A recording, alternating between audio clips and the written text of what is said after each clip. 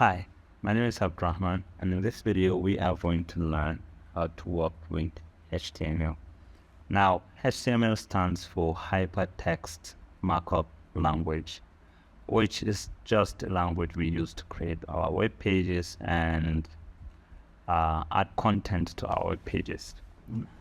So now, HTML uses something called tags, elements, and attributes. You see, every element you see in an HTML document represents something. So how HTML is structured is you'd have something like this. You'd have this opening tag and then this closing tag. And then in some elements, you'll have something like attributes. This attribute can be anything. It can be, sometimes you can see attribute with the name class. Sometimes you'll see something like styles and few other attributes, and then you are most likely going to assign those attributes to some kind of value, right? Okay, this is a very simple typical structure of an HTML document, and in this case we are dealing with a p tag, which is basically a paragraph tag. So now we have a closing tag, and then we have this class attributes which points to some CSS class, which in this case the value is important, and then whatever comes inside of this two tags, the opening and the closing, is referred to as the content of that tag. And then lastly, you have the closing tag. So this part, from this part to the finish, is a typical structure of an HTML document. And you see, some elements do not really have these attributes, but in most cases you may have to use one or two attributes for each element, especially if you want to style it or something. All right, and now let's talk about the DOM. The DOM stands for Document Object Model. It's a programming interface that represents the structure of an HTML document as a tree-like structure.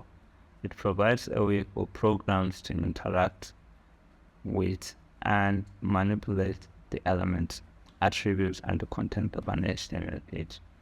So what this DOM is, in a very simple and straightforward meaning, is just like a tree-like structure of an HTML document, how the whole of this HTML document is structured. So think of this as your browser window or current tab in your browser. So this is the document, right? So we had a document at the very top, and then in the side or on top of that, below that, we have this HTML, which is going to be a wrapper that holds all the content of our web pages. And then inside of this HTML tags, we are going to have two tags. We are going to have the head tag, and we are going to have the body tag. And inside of the head tag, we are going to have this title element, and then we are going to have some meta and few other elements like links and others. And then in the case of the body, we are going to have a whole bunch of divs, h1s, a tag, and inside of a tag we have this attribute and links. So this is kind of like a typical structure of an HTML document, and this one right here represents the document in a more visual form. So this would be the document we have, and then we have the head, then we have the body. All right, everything you see inside of your browser window, it's probably coming from the body, while the other things that point to external resources or some kind of script that point to search engine or something are going to be stored inside of this head.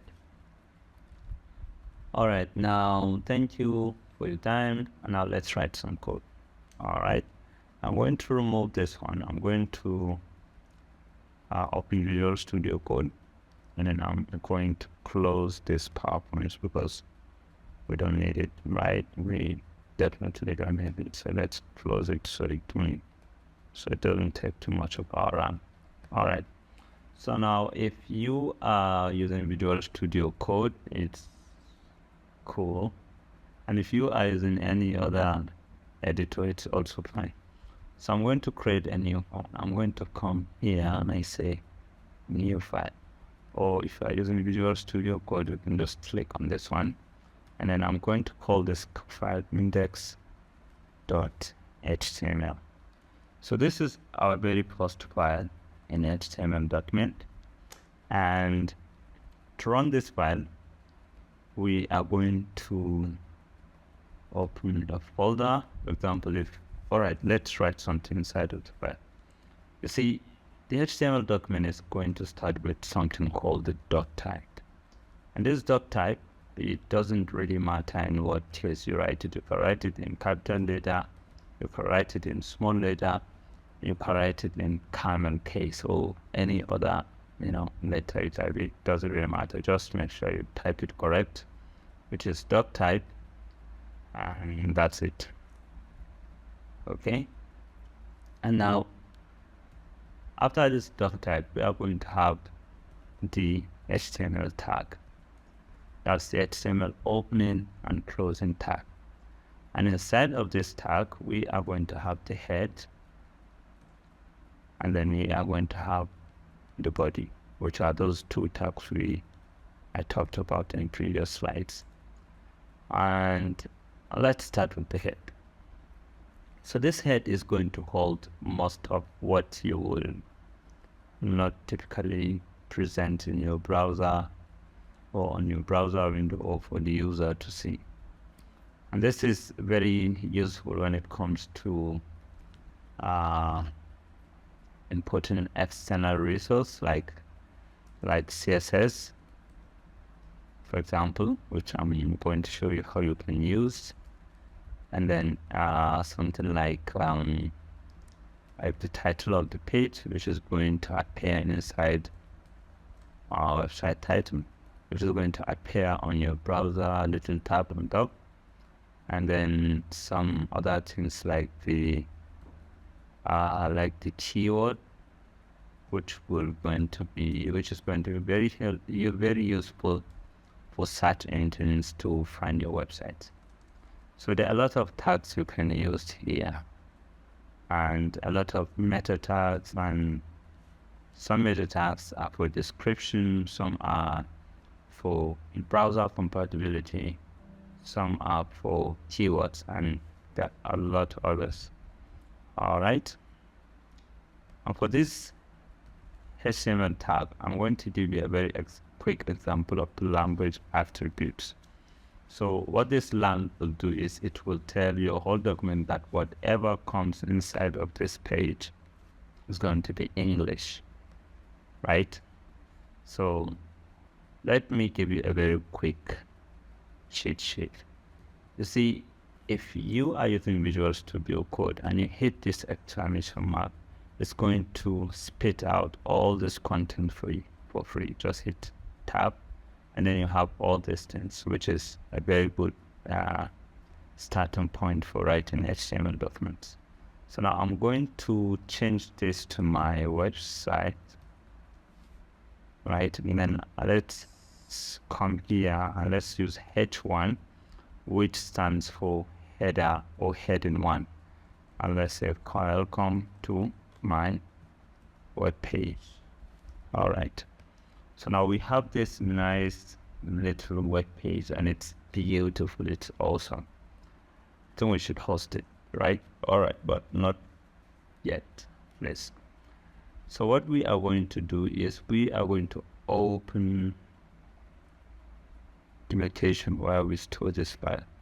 So it's going to be users. No, it's going to be inside projects, and it's going to be inside GitHub, and then I think it's going to be inside this folder right here. This is the file where this is the file created. So now let's close this tab. We are not going to use it, and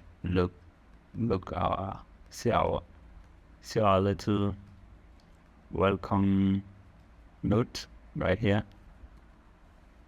Look at this. Awesome, right? Okay, now let's see. So this is how you create a heading tag and how you start up your HTML document. But you see, each time you make changes to your website, for example, click here like this, you have to save it, you have to come here and reload before you see that changes. which is why we use an extension called the live server. If you are using Visual Studio Code, search for live server and install it, and then come here to files and hit this autosave. You might want to disable it sometimes because you can put a bug in your code, but this case I didn't want to autosave my code. And I already have the live server installed, which is this Go Live right here. So when you install it, you should see this Go Live too. So now I'm going to click it, and it's going to create a new window. It's going to create a port. I think it's around for 5500. Yes. And run outage on that. That's localhost port 5500. All right.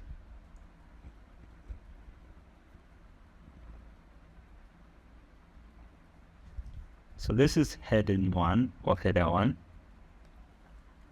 There's another one which is 2, a little bit smaller than 1 but bigger than 3. And this is 3 and 4 and 5 and then up to 6. Let's see if we have 7. Oh, okay. So only have 6. So now these are most of the headers we have in HTML, and you can try 1 to 6 depending on how big you want your text to appear. So now I'm going to duplicate this one, and I'm going to use this wave here, and I'm going to delete them all. And let's see, now I have 1. So I'm going to make some little tweaks here. This should be 2, this should be 3, this should be 4, this should be 5, and this should be 6. Check this out. Awesome, right? Okay. Let's change this one to 1. Oh, sorry, I second transition. So now we have all the list of the headers or heading we have in HTML. And this can be very useful when you are writing some article or some kind of news, where you have one big header at the top and then some few headers or subheaders or some other headers that are not very big. So this is the H tag. And then let's look at another tag. And this time we are going to comment this one, all of them. Yeah, let me explain something called a comment.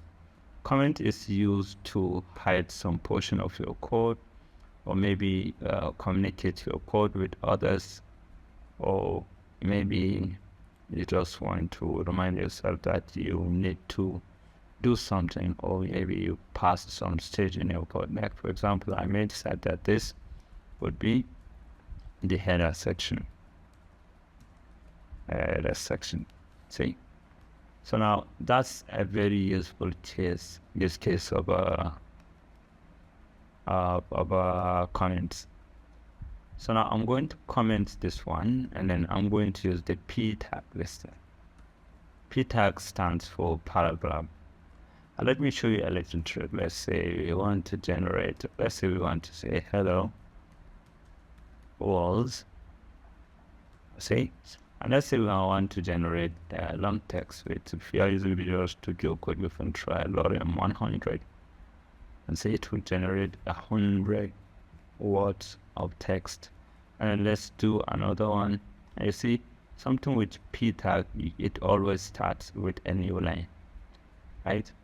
So this is P tag, and the next item we are going to look at is the marker or the mark. Let's say this part right here, I want it to appear marked, or like we mark it with a marker or some kind of highlighting. So you are going to use the marker, and it's written this way. Oh, sorry.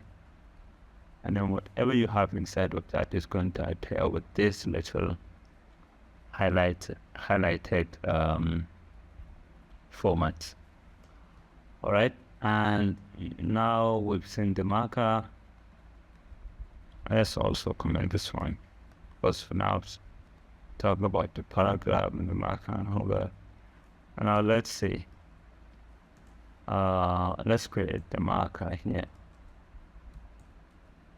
Mark and say I and mark R. So you see, I'm having this bug sometimes when I'm running this live server. In most cases, what I do is I try to rename the file into something else, and that bug goes away. So now let's run it again and see. Now this is marker, right? And let's say we want to bold something. We use strong tag. Use strong I a folder text. But yeah, maybe this time let's use a comment to remind us what we are doing. We're using format text. Yeah. All right. And let's say I want to italicize a word or italicize anyways. You can use the I tag and say hello, cheerful. Italics. See? And I should probably store all these ones inside of a p tag so we have them in a separate line. So, and want it to be each on a new line, right? For this one, I think I should comment it to anything with the eyes made. All right. So this is the tags we have so far, and we've seen the marker. And this strong, there are two ways to do it with an USDB tag. And so that would be just be hello. I'm also bold. Say. Now for the I, we can also use the M, and which stands for emphasis. Italic as well. And italic as well. As we. So you see this few ways you can format a text. And then let's see which one we have next. Got the ABBR, now it stands for abbreviation. And this time we are going to use ABBR. And let's say we have something like HTML and we are going to write the meaning of HTML. So the title will be something like, and this is one of the cases where you need to use attributes. You see this title right here is the attribute. And then we are going to say hyper text markup language. So this is you see when I highlight when I put my mouse over this text, it gives me the full meaning, which is hypertext markup language. Okay, so that is how you write abbreviation. And now let's say we want to stroke a text. Let's say we want to stroke a text. We use something like build first and say I'm stroked. See? Or maybe we can use something like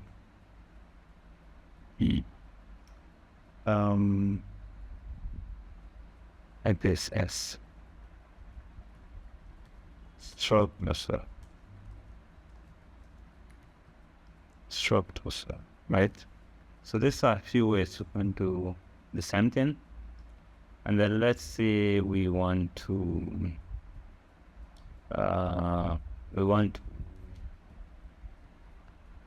create a subscript and superscript. Now let's say we are writing a date of 20th March 2029. Nice, right? So now we want this one to be on top. So what we are going to do is we are going to sup, which stands for super, or sub, is sub. So this is going to be like this. Let's say we are asked in our schools to write the formula for water, which is typically H2O, right? But you see this 2 right here is 2 for water. So we are going to do something like this. Sub, which stands for subscripts. So this is the superscript and this is the subscript. So now, what do we have next? All right, I think that's it for the text formatting. Now let's learn about the anchor tags, which are the lengths.